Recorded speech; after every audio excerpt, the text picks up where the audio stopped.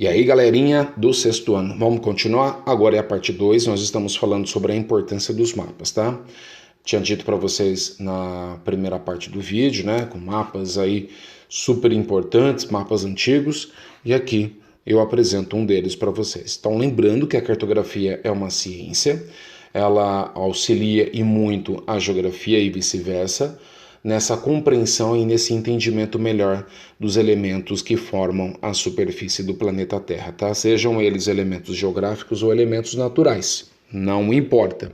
O importante é que os mapas eles vão trazer sempre informações para que essas pessoas, nas quais são empregadas, consigam utilizá-las e assim entender exatamente qual é o objetivo, o propósito e o que eles podem fazer com essas informações. Aqui é um mapa super antiguíssimo, foi encontrado onde hoje é um país chamado Iraque, tá?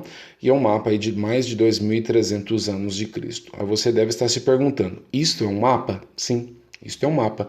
É o mapa daquela época. É lógico que os nossos mapas evoluíram, nós temos informações totalmente diferentes e nós vamos descobrindo ao longo aí da nossa conversa, tá? Então a cartografia, pessoal, ela vem evoluindo nesses últimos séculos, tá? Principalmente nos últimos séculos. Por que eu digo isso? Antigamente nós não tínhamos noção do que era o planeta Terra. Tá? Você vai imaginar que até o século XV, século XVI, muitas pessoas imaginavam que o planeta Terra ele era plano, e a gente sabe exatamente que isso não acontece. Tá? O planeta ele é um geóide, na verdade, com um formato aí próximo do que a gente chamaria em geometria de formato esférico. Tá bom? Mas esse mundo de 500 anos atrás, ele tinha uma percepção diferente porque, na verdade, ele não conhecia o todo. E esse todo não corresponde apenas ao formato da superfície, mas também à relação, por exemplo, de quais são os elementos que estão em cima dela, né, em cima dessa superfície. Então veja que alguns mapas antigos, eles não vão representar continentes que hoje nós já conhecemos. Então, este mapa, neste exemplo, nós temos o norte da África, não sei se você enxerga minha canetinha aqui, olha, o norte da África, ok? Mar Mediterrâneo, nós tínhamos aqui a representação da Europa, aqui dá para ver até a botinha, né, da Itália, mas infelizmente estourou a imagem. Aqui, onde hoje é o Oriente Médio, onde nós chamamos de Oriente Médio, que já pertence à Ásia, e aqui o restante do continente asiático. Então, isso aqui era a percepção daqueles que construíram os mapas lá no século XV, século XIV, tá? Um pouquinho antes e um pouquinho depois disso. Tá bom? Aqui, galera, nós já temos uma outra representação. Veja que aqui já aparece, por exemplo, o continente americano. Veja que singelo, né? América do Norte, América Central. Eu acredito que eles tenham representado essa parte do globo. Aqui, América do Sul, continente africano, já com formato, né? Já bem próximo do que nós realmente temos. Aqui, a Europa, inclusive dá para ver a Itália, né? A Ásia, entre outras porções. Mas veja, né, que nós ainda não temos todos os elementos. Então, conforme os anos foram se passando, as tecnologias foram avançando, a forma como o ser humano foi aprendendo a representar a superfície num pedaço de papel também foi sendo alterada, foi evoluindo. A matemática é uma ciência que ajudou e muito, e ajuda até hoje, a cartografia ser o que ela é, né? Mas o nosso principal avanço em termos de representação do planeta Terra em pedaços de papel, pela cartografia, elaboração de mapas, de cartas, que a gente vai falar mais para frente, quem ajudou de fato foi a computação gráfica, tá? E não só ela, assim como os próprios computadores e os satélites que neste momento estão registrando e enviando imagens da nossa superfície para que essas pessoas consigam elaborar imagens tais como essa aqui. beleza?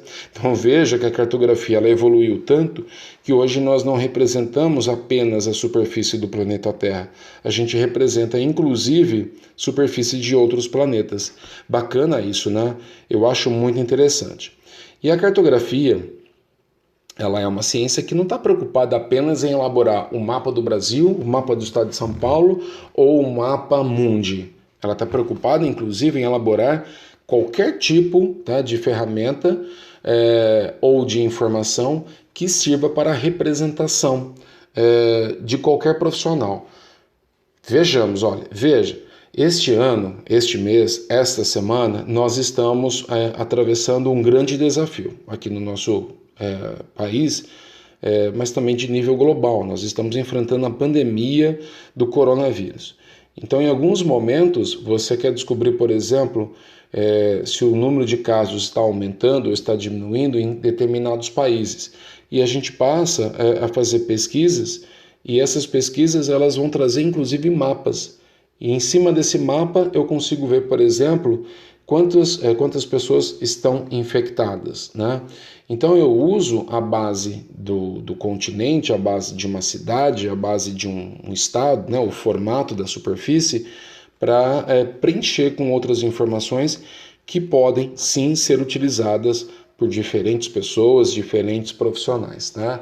Daria, inclusive, e na sala de aula mais para frente nós faremos isso, vamos construir mapas, né, representando aí os times de futebol, consigo fazer mapas representando direções alternativas para algumas cidades, eu consigo fazer mapas mostrando, por exemplo, a distribuição das chuvas no nosso país, ou então se está acelerado ou está diminuindo os índices de desmatamento, enfim, o que você pensar dá para a gente representar pelo mapa, tá bom?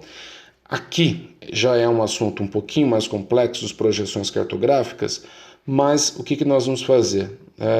Vamos se arriscar a fazer essa atividade, tá? Aí vou pedir para você fazer uma pausa e você vai para a tua apostila, faz o exercício e depois você volta, combinado? Mas, agora eu sei que você já voltou, que você já fez a sua atividade, vamos ver se você acertou. Aqui você tem uma tirinha da Mafalda, a Mafalda ela é ótima, tá? A Mafalda é uma personagem do Aquino, né? Que é um cara, é um argentino, na verdade, né? O Quino.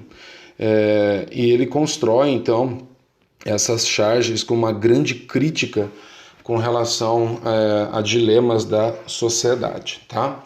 Então aqui ela está dizendo o seguinte, olha, este é o mundo, e você está vendo aí no caso, né? Está vendo? Está falando lá com o seu ursinho de pelúcia. Depois, mudando o quadrinho, sabe, por que este mundo é bonito? Está indagando ele. E ela mesma responde, né? Porque é um modelo reduzido. O original é um desastre. O que ela quer dizer com isso? Que este planeta em miniatura é perfeito, tá? E o que o nosso planeta de verdade é um desastre. E aí você vai concordar ou não com ela, tá bom? Na pergunta, ela está falando o seguinte, né? O autor está dizendo o seguinte, na tirinha, Mafalda aponta para o globo terrestre e afirma que ele é um modelo reduzido do mundo. Explique uma vantagem e uma desvantagem da utilização deste modelo. Então veja, quando a gente representa a superfície do planeta Terra numa folha de papel, nós vamos encontrar distorções. Vocês vão ver isso daqui a pouco. Mas quando a gente representa o planeta Terra numa superfície, né, esférica, parecida com aquilo que é real, significa então que uma das vantagens é que nós vamos ter, por exemplo, uma fidelidade. O que significa isso? Os formatos, né, dos continentes, dos mares e oceanos, eles são próximos àquilo que realmente nós temos no planeta Terra. Então eu posso dizer que eles são mais fiéis. A deformação ela vai acontecer quando a gente transformar essa imagem que foi construída pelo próprio planeta Terra num formato esférico, projetar numa superfície plana. Aí a gente vai ter distorção, não tem como, tá bom? E uma grande desvantagem, para elaboração, né, de elementos como esse, que é um globo, a principal desvantagem é que a gente, de fato, não consegue ter a visão de tudo.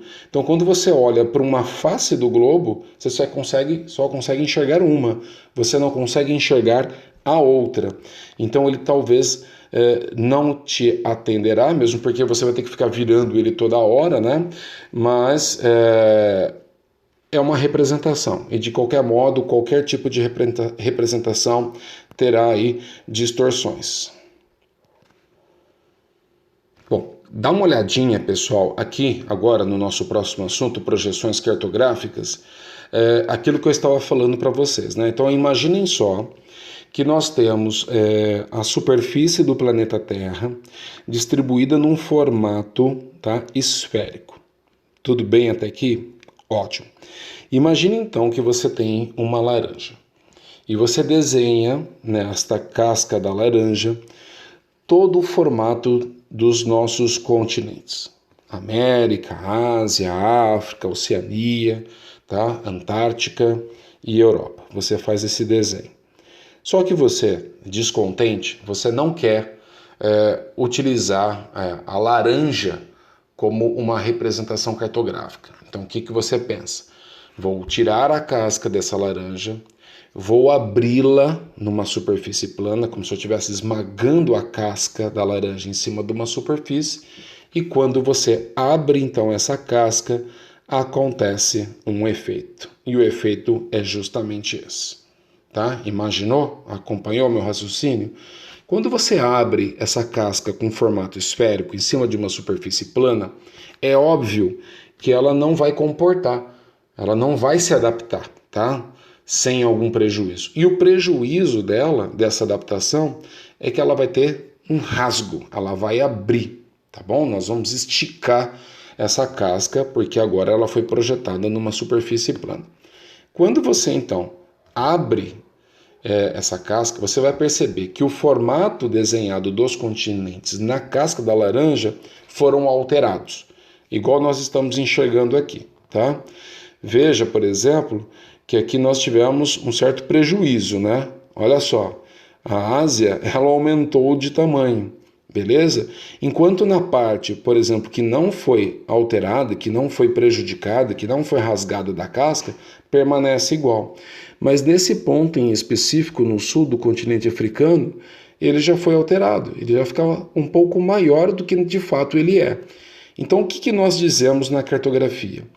Não existe nenhum mapa que é desenhado por mãos humanas que esteja representado numa superfície plana que é 100% perfeito, ou seja, que não tem distorções. Eles sempre terão diferenças, tá? E aí eu destaco para vocês dois grandes mapas, que são os dois mapas mais famosos do planeta Terra e inclusive mapas que são polêmicos. Esse aqui é o mapa, é a projeção de Mercator, que na verdade, né, foi um cartógrafo belga, né, alemão também, se eu não me engano, que nasceu então em 1512, faleceu em 1594 e que se destacou, né, pela sua habilidade representativa aí da superfície terrestre. Qual era a intenção de Mercator, né? Ele sempre desenhava seus mapas e ele tinha como intenção, objetivo número 1, manter o formato dos continentes. Então, o que você percebe? Quando você olha aqui, você tem até uma relação mais familiar com os desenhos dos continentes. Você fala, não estou percebendo nenhuma diferença. Porque, de fato, o formato aqui da América do Sul, o formato, inclusive, da América do Norte, o formato da África, são perfeitos, tá? O problema é que no mapa de Mercator existe uma grande distorção. Por que eu digo distorção? Porque para ele preservar o formato desses continentes, ele teve que abrir mão, por exemplo, do tamanho desses continentes, em especial as porções continentais que estão em grandes latitudes. Quando eu falo grande latitude, é que o número da latitude é maior. Lembra lá na aula de paralelos, tá? Então veja, as linhas que correspondem, né, ou melhor dizendo, me perdoem, a linha que corresponde à linha do Equador é essa que eu estou te mostrando agora. Dá uma olhadinha aqui no canto esquerdo, está cruzando inclusive o norte do Brasil.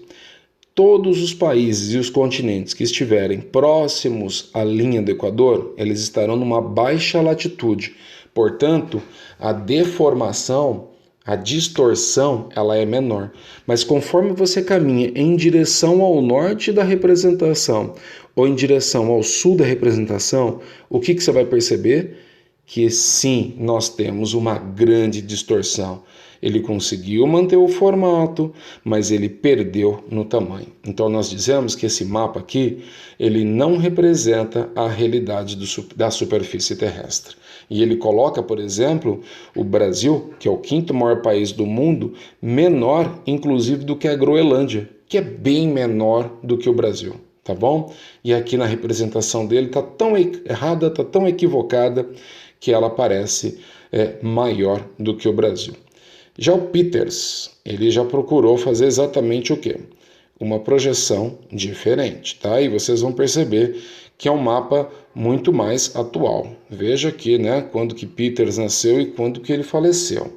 Então, a ideia de Peters era preservar o tamanho real dos continentes, mas só que para ele fazer exatamente isso, o que ele perdeu? O formato. Ok?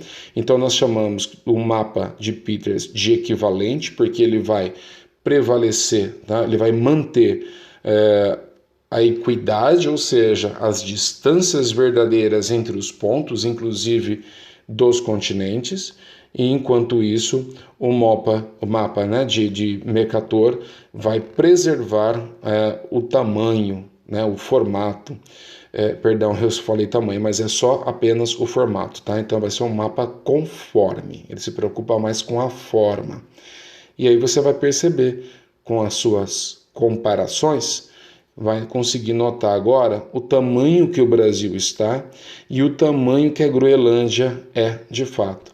Veja que na projeção de Peters, o Brasil ficou bem maior do que realmente ele é em relação à primeira projeção. Tudo bem, pessoal? Tranquilo? Veja a diferença do continente africano em relação à Europa e até mesmo à América do Sul.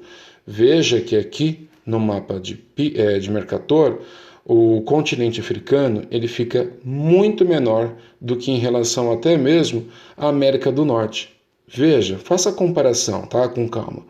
Então, cada um dos mapas, óbvio, né? Tem a sua utilização, a sua utilidade, melhor dizendo, tem os seus objetivos. De repente, um é mais empregado para uma atividade didática, né? Até mesmo, por exemplo, em sala de aula, nós usamos mais a projeção de Mercator do que a projeção de Peters, mas existem situações nas quais cada mapa é empregado de uma maneira diferente e por um profissional também diferente. Aqui nós não vamos mergulhar, mas veja que aqui nós temos uma projeção plana, que é uma outra proposta, mas que inclusive coloca as distâncias entre os continentes de uma maneira muito mais precisa, né, com mais qualidade, com mais certeza, e até mesmo a Marinha Brasileira acaba utilizando esse tipo de projeção ao invés daquelas duas outras que eu acabei de citar, porque aqui ela é mais fiel, ela é mais verdadeira. E aí, quando você está em alto mar, você precisa de uma representação que não tenha erros e que mostre exatamente as principais distâncias para que você possa fazer os cálculos de maneira correta. Né? Faz muito sentido. Aqui nós temos uma projeção que é chamada de afilática. Ela vai tentar distorcer um pouco de cada para poder fazer adequação, tá?